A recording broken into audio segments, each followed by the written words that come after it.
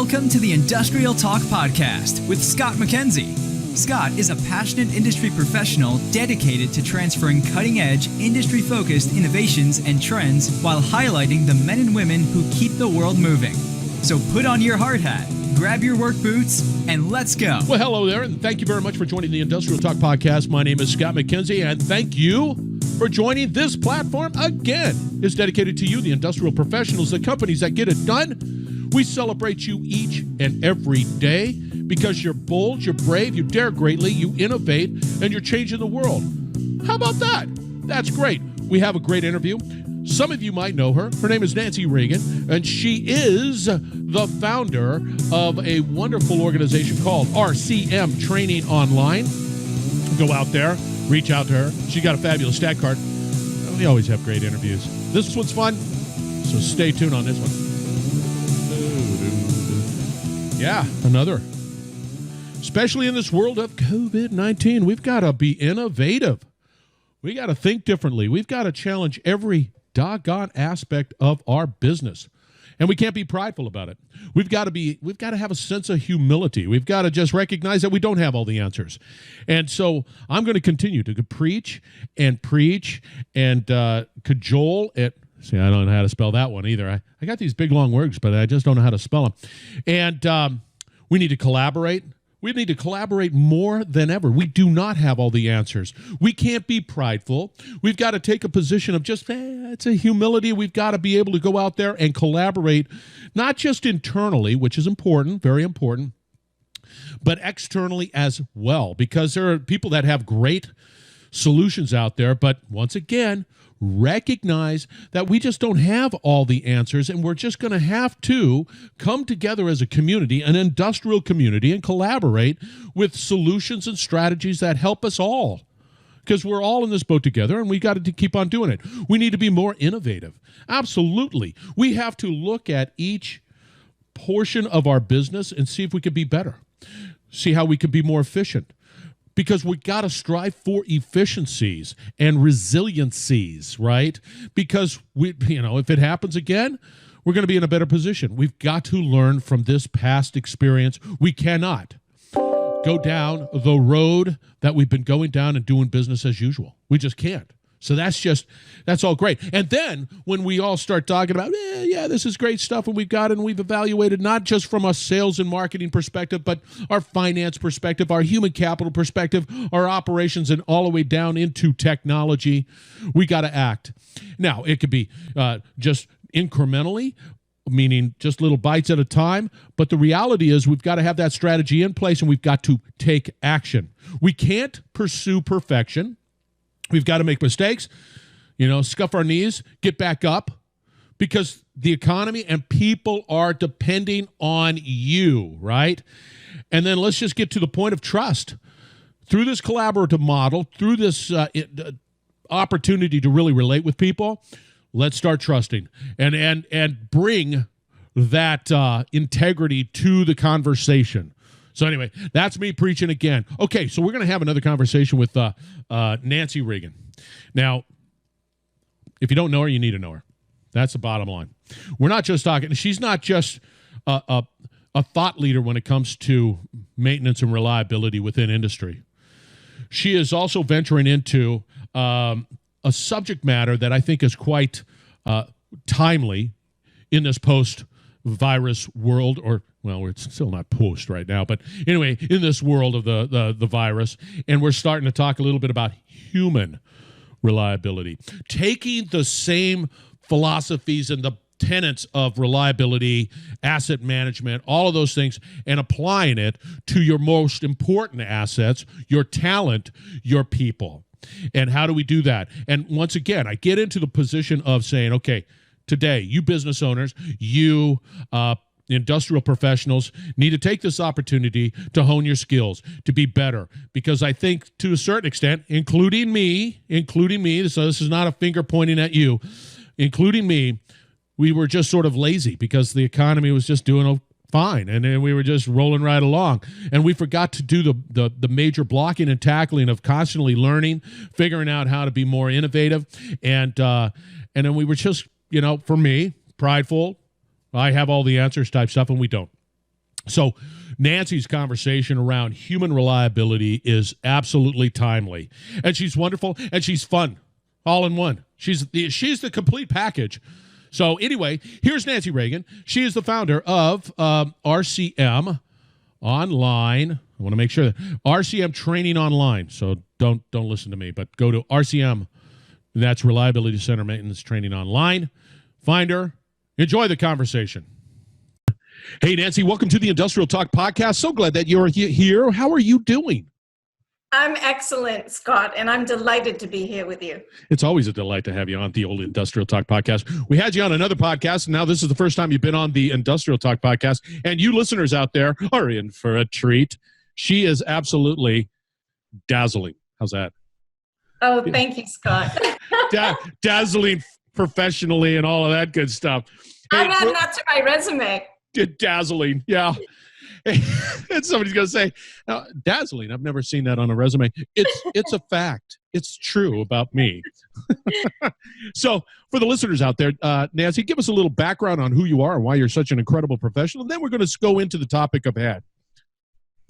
Well, thank you, Scott. Okay, so I'm an aerospace engineer by degree, and I started my career working as a logistics intern for the Naval Air Systems Command.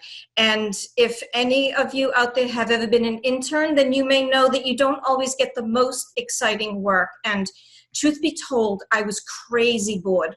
I was working at the Naval Air Warfare Center in Lakehurst, New Jersey, and one day my supervisor called me into his office. And he said, Nancy, we've been tasked from above to do reliability-centered maintenance on our equipment here at Navy Lakehurst because we've got to get maintenance costs under control. And he said, I need you to go figure out what that is and what we have to do to implement it here at Navy Lakehurst. So how was I supposed to know that this 10-minute meeting on an otherwise ordinary day in August 1997 would quite literally set the trajectory for my life? So that's how I found the technical love of my life, reliability-centered maintenance, and I've been doing it ever since, so for over 20 years. So when they offered it to you and they said, hey, go find out a little bit about what this RCM, and then you deployed it in the Navy, and you said, okay, I got it, let's do this, and then you deployed it as well. Yeah, we did it on a bunch of equipment, and then we started even on support equipment like tow tractors, mobile electric power plants. Right. And I'm really proud to say that RCM program with Naval Aviation Support Equipment is still going strong today. So that's 20 years now. Yeah, and let me ask you this: just from a statistic point of view, did you take any sort of before and after type of data points? Oh, yeah. I mean, yes. And while I was still a team leader, I made a lot of presentations, and in many cases, we reduced maintenance by like 50 to 75%-ish. Now, if your listeners might be listening and thinking, oh, wow, well, hey, maybe we could save all kinds of money on maintenance. But the thing about them at the time is they were doing a ton of proactive maintenance that they didn't need to do. Right. They were stuck in the second generation of maintenance, a lot of preventive maintenance, replacements and overhauls. So we were able to affect that change so that they weren't doing maintenance that they didn't need to do. And then they were also saving on consumables and hazmat disposal. So there was a huge opportunity there. But the opportunity curve eventually financially begins to level out because you deploy the solutions, you take care of the low-hanging fruit, but it's the sustainability part that you can't let up on. Exactly. And see, the biggest thing is it changed the mindset of the organization. Yes. Everyone got on the same program with respect to technically appropriate maintenance, when to do it, what you should do and when you should do it. So let's just sort of for your listeners out there, maybe some of you don't understand a little bit about what is RCM, or reliability centered maintenance. Nancy, give us a little background, and then we're going to proceed from that perspective into human reliability, which I think is a fantastic topic to talk about. So let's establish the foundation and then move forward. Okay, yes. All right, so we are all asset managers. We are all custodians of equipment in one way or another. If you're on this podcast, than you are. And so really reliability, in my experience, maintenance and reliability, good maintenance and reliability starts with the basics. And many of those basics you can find in the RCM process. So here's what my mentor taught me about reliability, John Mowbray. He taught me that reliability isn't a thing on its own, but rather reliability is sprinkled amongst all of the functions of a piece of equipment. So many of you today listening may know what a failure modes and effects analysis is, or a FMEA. Well, the first step is writing functions. Now, a lot of organizations do this step quickly because it is sometimes thought that it is maybe not as important as it is. So it's tedious. It can be tedious. And I guarantee you the human condition is like, no. It's pretty simple because it's tedious, but it's important. Continue. It's important, and it's important to write them properly. Yes. So, for example, let's say we're analyzing an air compressor. Well, to provide compressed air. Well, that pretty much describes every compressor on the planet, but it doesn't define reliability, right? So, how clean does it need to be? How many standard cubic feet per minute do you need? You know, what kind of pressure to the plant do you need? Is this compressor working alone, or are there other compressors that it's working with to make up what you need? So when you're specific about what you need, you define the kind of reliability you want, and then you can go to the next step. But before we do, I want to bring this up, Scott. Yes. We were supposed to record this podcast a few days ago together, right? But what happened when I got online with you the first time? You panicked. No. And we just had a conversation, and then all of a sudden the conversation and the focus and the direction of the podcast changed dramatically. That's really, and then you back up and you go, okay, let's do it this way. Yes, and another component is you expected me to be on video, but I'm a woman, so let me just say I was unprepared with my hair and my makeup. So you see, we do this with equipment too. We might buy a piece of equipment, but we didn't think through exactly what we wanted, or maybe everyone involved did not communicate it. So I don't know, I guess maybe you probably interview a lot of men, and men are you're pretty much ready to roll, right? Yeah, so we roll out of bed and we just grab a cup of coffee. We're ready to go. We're ready to talk shop.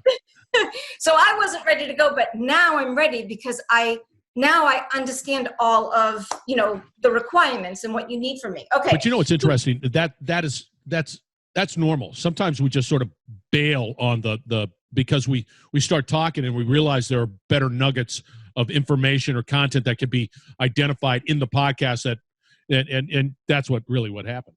Yep, exactly. So, from an equipment perspective, once we identify what we need, then we can move on to the other steps in the failure modes and effects analysis, where, for example, so we identify functional failures. Then step 3, we identify failure modes, or when I use that term, I mean the same thing as a failure cause, what specifically causes functional failure. Then we write failure effects. It's a story of what would happen if we did nothing to predict or prevent the failure. And then we use the rest of the process to figure out how to handle each failure mode. So number one, so here's physical asset management, the basics in a nutshell. Number 1, figure out what you need. Number 2, figure out what would cause you not to get it. And then number 3, figure out what you have to do to manage each of those causes. So in our industry, we spend a lot of time and a lot of energy figuring out what would stop me from getting what I need and managing it, which is great. That's what we're supposed to do. Yep. But what I find is oftentimes in organizations and with our own selves, we focus on equipment, but we leave out our most valuable asset, and that is our people. And that's the great segue into the real guts of this particular conversation is that human reliability. And whether we like it or not, you listeners out there, it gets down to people and culture, and that's what Nancy's going to be talking about. And the reason why she started with the RCM and the definition of that, she takes that same logic and brings it on into the human side of it. So let's start talking about that. Yep. Okay. So from the human side, for our own lives, whether it's personal or professional. All of this stuff applies to what we personally want to achieve and what we want to achieve professionally as well. So number one, we have to figure out what it is that we want to do, what we want to achieve. And then we have to figure out what stops us from getting it.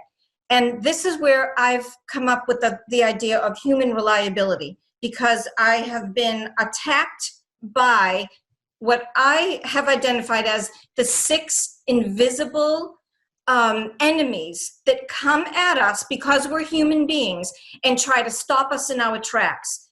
These things try to keep us small. So if we're on to them, we can manage them with some very simple techniques, so we can make sure we can achieve what we want to do. Now, the 6 are these. Number one, our own Hold on, just 1 second.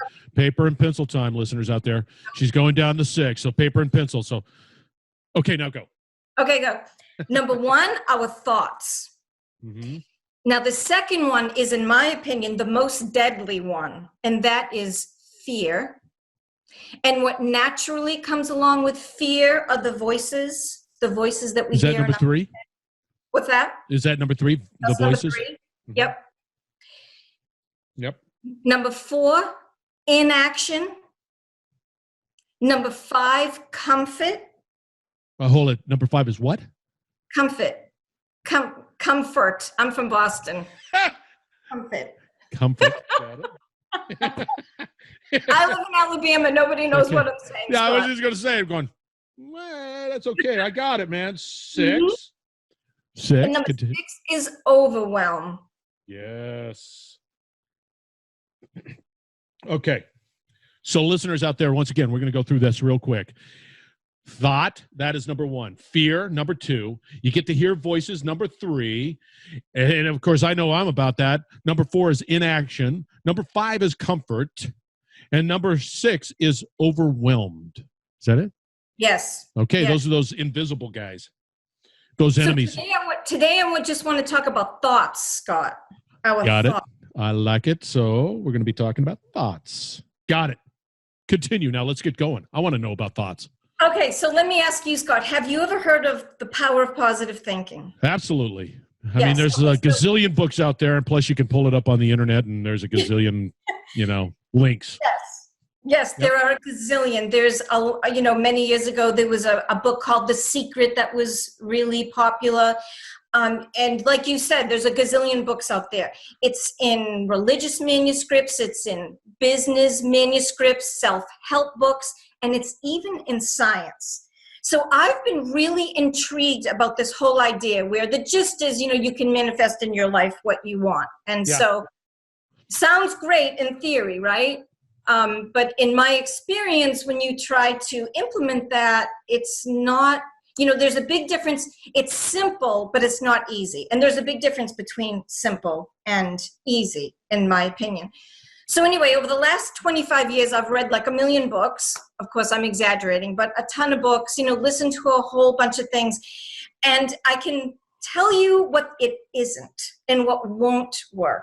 What won't work is you just kind of sit in a room for 30 minutes a day and think about all the wonderful things that you want to manifest in your life, and then you just go back to what you were doing. That doesn't work. It doesn't. No. So I was on this quest to figure out what it all meant and how to really put it into action in my own life. And but in a desire to try to figure out that positive thinking when it comes to thoughts, because the reality of what you're talking about, if you have negative thoughts, which people do, and we're all challenged with that, you're talking about the tools, techniques, and real tangible stuff to be able to work on that. That's what I like. Yeah. Yes. I have two simple techniques to make this work for you. Okay. So the way I figured it out for myself, right? We all learn in different ways, and there are a million ways to skin a cat, but this is what worked for me. So I found the answer in 2 very unlikely places. Number 1 is in physics. Hey, if you're out there on the video, she's got a fancy sticky note that she's showing me right now. It's fancy. I wrote physics in a black Sharpie. It is. It's incredible graphics. I Well was done. up all night preparing these And props. and definitely it shows. Okay, the next sticky note. The next, I bet you'll never guess what the next place I found the answer was. Go for it. A Hindu priest. Something I heard a Hindu priest say. So physics and a Physics Hindu priest. And a It Hindu sounds like a beginning of a joke. You know, hey, a Hindu priest comes into a bar. You know, dot, dot, dot, dot, dot, dot, dot. Okay, very good. Talk to us a little bit about those two. All right, let's start with physics. Uh-huh. And I don't know, I love Einstein. If there was one person living or dead I could sit and talk to, one of them would be Einstein. Okay, so here's one quote from Einstein. Einstein said, "Imagination is everything. It's the preview to life's coming attractions." Okay, so that's great, but where do I go with that? I don't know. But I dug a little deeper and I found something else that Einstein said. He said, "Everything is energy, and that's all there is to it. Match the frequency of the reality you want, and you cannot help but get that reality. It can be no other way. This is not philosophy. This is physics." Now that, Okay, go ahead. you got to give me an example of that. I get it. Give us an example. I'm going to give you an example, and I'm going to get my silly putty out in a minute. All right, I like it. Now that resonated with me because, you know, I mean, I'm an engineer and, you know, I have my share of my spiritual side and all that stuff. Yeah. But, you know, but I'm an engineer. Yeah. So when I hear that, that makes sense to me. So what that means to me is I got another sticky note up and I have a person's head and out of the brain is coming, it looks like there are like lightning bolts coming out of the person's brain. That's right. The question I would ask, and I'm sure the listeners want to know, where can they buy this graphics package that you're showing us? Where can they buy it? Just kidding. Scott, I can't give away all my secrets today. Very good. Okay, so you have a head with lightning bolts coming out of it. Thoughts and or our energy. Got it. Lightning bolts. So our thoughts are energy, and that means that our thoughts have a frequency and they have a vibration. Okay. So it's just physics that our frequency, we attract the same kind of energy that we're emitting, right? So now I'm turning the sticky note upside down. Yep. When we're mired in the muck as a human being, you know, whatever it is, someone cut you off in traffic or blah, blah, blah. They'll never listen to me. No one takes my ideas. Right. Well, then you're emitting that same kind of stuff. But when you turn all that around, you emit something different. So, okay, can I get my silly putty out now? I want that now. Go for it. So look, this is like the super size. I was just getting ready to say, it's like, that is like the best size. I always get the little small ones. That's fantastic. When we were kids, you could get the small ones, but I went on Amazon and found this. So this is it's a red plastic egg that I'm now opening, a plastic egg. I'm taking out the silly putty. I'm taking off a bit. Now, you probably remember this as a kid, right? Do you remember this? Pop it. Yeah. Oh, yeah. All right, so look at this. So think of your thoughts as this silly putty, right? Okay, so you're leveling it out. You're making a pancake out of it. Yeah, I'm making a pancake. Got all it. Right? Uh-huh. So now I have an index card I've folded in half, right? So this this could be something negative that you're thinking, right? I hear this all the time when I talk to people. Management doesn't understand the value of maintenance. I don't have enough funding. They won't give me what I need. I've never heard that before, but I have heard that before plenty of times. Yeah. Absolutely. Okay, so now watch this. Remember when you used to do this when you were a kid? Yes. With the newspaper. So now I'm pressing the silly putty on the index card where I wrote that. Now watch what happens when you peel it off. And it's all backwards, and I can't understand it. It's backwards, but it's there. So it is. Whatever you're thinking is imprinted on your reality. So you're making your reality. So if we flip it around, right, and now we're thinking, I want 90% fully mission capable, right? Maybe that's what you want. Okay, so now watch. Now I'm pressing that into the other side of that pancake, that silly putty pancake. Yeah. And there it is. So you see, the choice is ours as human beings. Is that if when we have negative thoughts, we really are inviting the same kind of experience into our lives. Okay, so now that can maybe sound a little frou-frou to your listeners, maybe not. So that's only part of the piece of the puzzle, because now, I mean, how do you keep it positive, right? So I'm going to interrupt you real quick. Yep. What's interesting about what you're saying, and I think people recognize it, but it's like a path of least resistance, electricity, right? As I'm going to choose the path of least resistance. And unfortunately, we always choose that negative path because it's sort of easier, and there's more people sort of going down that path. And it's hard, but you have to train yourself to not do that.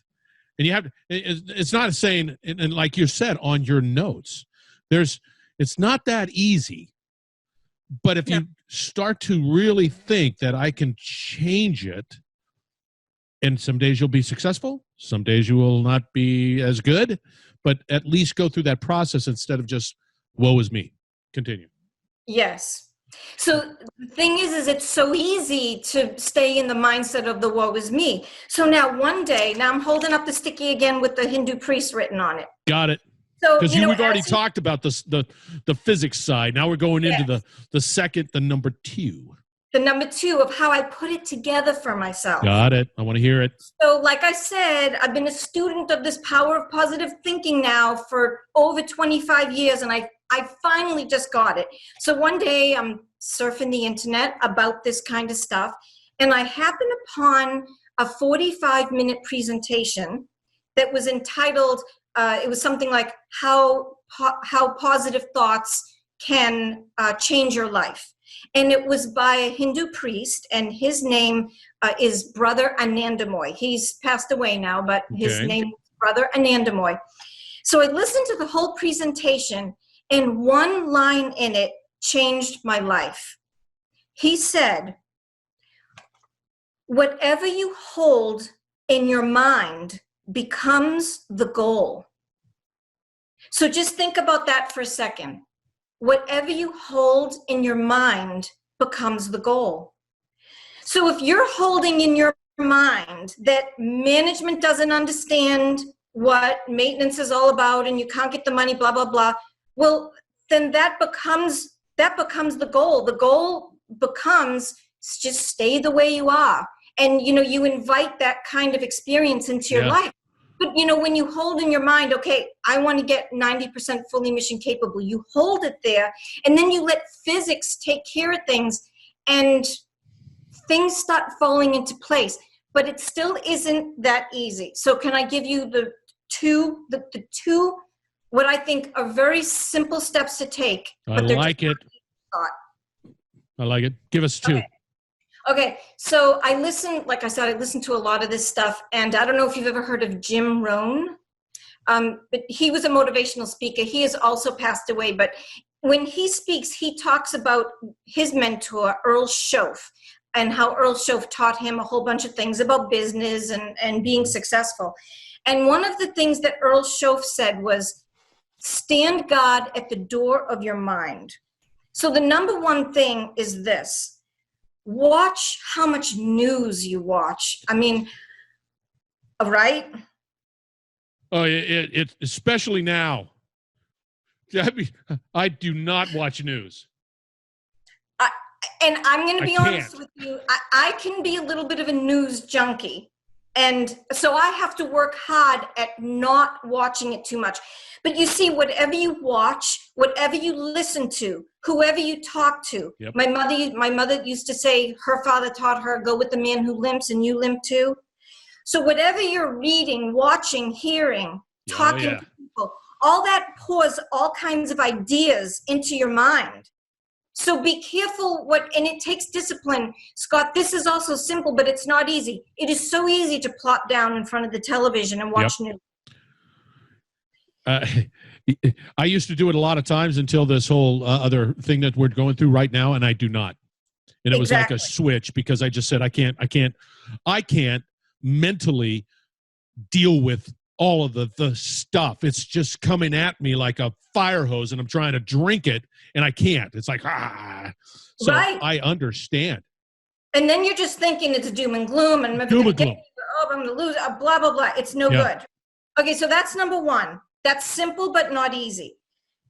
But number two is another simple thing, but it is also not easy. And the way I articulate this, I can thank your wife for, Scott. Okay. Your incredible wife, Susie, who is, that's right. She's incredible, isn't she? She is. She's phenomenal. Yep. Absolutely. You listeners out there, she is. Trust me. How lucky am I that I met you and then you introduced me to Susie on the same day? Look at that. We're all lucky. Check it out. I know.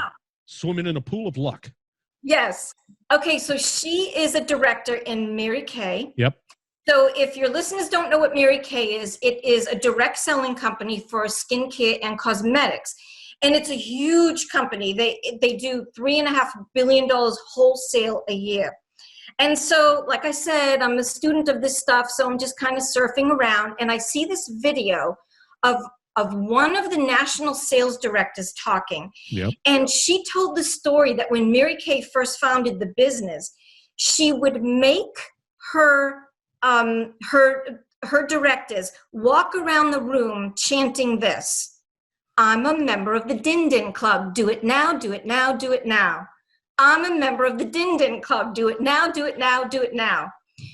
Now, this is what I'm telling you, it's one of life's laws. I don't know how it works. I just know it works. I'm holding up a magic wand now. There you are. It is. When we start to do the work, so if we have a goal in mind, right? And like I said, you don't just sit in the room for 30 minutes a day thinking about what you want. When you get busy doing what you need to do to bring things to fruition. Okay, so if management doesn't understand the importance of maintenance, what can I do to turn all of that around? Start with something small. It's like when you begin and you start doing, physics kicks in again with momentum. Momentum is equal to mass times velocity, right? Yeah. So you do this, and then you do the next thing, and all of a sudden the magic of the universe steps in and starts putting the people and places and ideas in your mind that you need to take the next step. Yep. And that is absolutely true, because I've lived through it. Sometimes I just get stuck, and maybe you're out there and you're in the trenches, and it's the same thing day in and day out, day in and day out. But there is truth. The fact that I've interviewed some medical folks, medical people, PTs, and sometimes you just feel better moving. They said that's sometimes the best move. And motion is lotion. That's what a physical therapist told me once. Motion is lotion. It is, and it's true. Mm-hmm. I mean, it's just spot on. So I like that. Let me ask you this real quick to go back to number one. What was it? Let God stand, or number one, stand God at the door of your mind. Door of mind. Okay. And then number two. Number two, you got to put in the work. Okay. You can't be stagnant out there. You got to put in the work. No, and you see, it's so easy, Scott, to sit in front of the television or just surf the internet with mindless stuff. It's almost like as human beings, I don't know, this is my experience. It's almost like our set point is just to be comfortable and to just chill out. It takes work. It takes, people talk about like initiative and willpower and all this stuff. But, once you get rolling, there's just something about the universe that it just... Are you a fan of incrementalism? I'm a fan of incrementalism. Huh? Tell me about your experience with it. Incrementalism. Sometimes people are saying, it's too big for me. I'm sitting here, it's too big. I see what needs to happen, it's too big. I would always, and I equate it to working out. So some days you roll out of bed and you're going, geez, I don't want to do it. Then I play this game. All I need to do is I'll just go there for 10 minutes. 10 minutes. You know what happens? Turns into 30 in a jet second. And it's just And then if I don't want to do it anymore, I've just given it 10 minutes. Incrementalism. It's like, okay. Yep. And then it always turns out to be just a tad bit more. And that's why I always, and just move a little bit then. Yep. Don't get overwhelmed, like your number 6, overwhelmed with all this stuff. It's easy to get overwhelmed. Yes. But just, and I like all of that. Okay, we're going to have to wrap it up because it went way beyond our time. You know that. Oh, okay. It's beyond 15. See, I'm of Sicilian descent, so if you don't stop me, I keep going. No, it's been 28 minutes. Okay. Can you believe that? I can. But can you really? Time flies. Time flies. Come on. Okay, you listeners out there, this is the number 1 in a 3-part series that we're going to be talking about human reliability, right? And the first one, what we talked about today, take note, our thoughts. Now, you're going to find everything out there on industrialtalk.com because I know she's covered a lot of ground out there on this particular subject. And what I'll do is we'll lay it on out on the Industrial Talk podcast, and you'll get everything that you need. She also has a couple of free offers just because she's wonderful. And I am going to pull them up right now. Now, because we've got this, hold it, let me go back because I'm just jumping around because I'm all excited. Now, the number 2 podcast, what we're going to be doing next time in this series, we're going to be talking about fear and the voices, that's in quotes. And then the third podcast will be 1, comfort in action and being overwhelmed. And we sort of touched upon that in the last part of this one, but I think we could probably expand upon it. Now, because she's such a great person, she's going to give us something for free, you listeners out there. 1 is a free RCM intro course, right? And I'm going to have the link out there, but just listen here. Go to the RCM Training Online, all one, URL.com/overview. Okay? RCMtrainingonline.com/overview. And the next one is the free preview. She's always also writing a book, Crush the Obstacles and Bring Your Goals Alive, which is pretty cool. I'm pretty excited about that. Once again, go to rcmtrainingonline.com/ebook. Easy peasy. They're going to be out there on industrialtalk.com. Okay. Nancy, you're a stinking rock star. How about that one? Thank you so much, Scott. Okay, listeners out there, we're going to wrap it up on the other side. Once again, we're going to just sort of regurgitate everything that we just talked about. And then we're going to make sure that we're ready for the next podcast, Fear and the Voices in quotes. All right. Thank you. Stay tuned. Listeners, hang tight. You're listening to the Industrial Talk Podcast Network.